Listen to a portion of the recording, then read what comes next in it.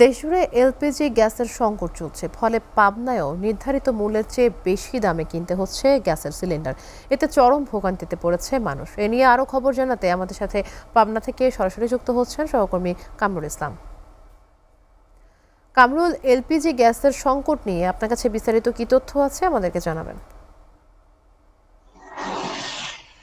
নওশীন, ধন্যবাদ আপনাকে। আসলে সারা দেশে কিন্তু এলপিজি গ্যাসের তীব্র সংকট দেখা দিয়েছে। তারই ধারাবাহিকতায় পাবনাতেও এর তীব্রতা, গ্যাস সংকটের তীব্রতাও কিন্তু দেখা দিয়েছে। আসলে পাবনা জুড়ে যে সকল এলপিজির পাইকারি মার্কেট রয়েছে, পাইকারি দোকান রয়েছে, পরিবেশক রয়েছে, হোলসেলার রয়েছে এবং বিশেষ করে এলপিজি স্টেশন রয়েছে, সব জায়গাতেই কিন্তু আসলে এলপিজির সংকট দেখা দিয়েছে। যার কারণে যারা এলপিজির ব্যবহার করে থাকে তাদের মধ্যে এক ধরনের অস্থিরতাও দেখা দিয়েছে।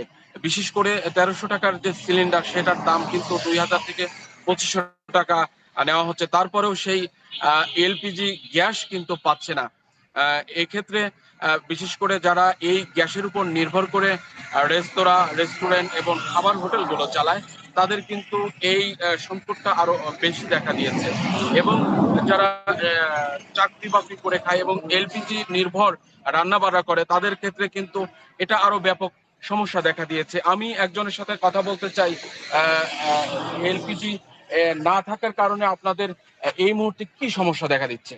আসলে আমাদের সমস্যার কথা আর কি বলবো, আমরা যে কষ্টে আছি এই কষ্টটা কাউকে বোঝাতে পারছি না। ১৩০০ টাকার গ্যাস ২,২২০ টাকা করে নিচ্ছে, তারপরেও গ্যাস পাওয়া যাচ্ছে না।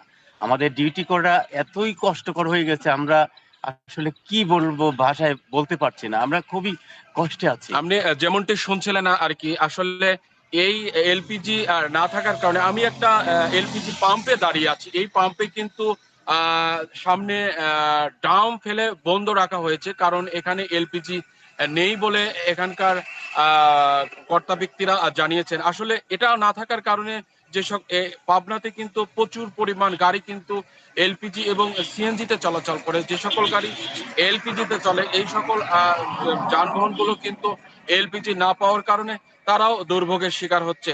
এই এবং এই এলপিজি কিন্তু আরো দীর্ঘদিন না পাওয়া গেলে কিন্তু চরম বিপর্যয়ের সম্মুখীন হবে বলে জানিয়েছেন পাবনার অনেকেই। এই ছিল পাবনা থেকে এলপিজি সংকটের সর্বশেষ তথ্য। নওশীন।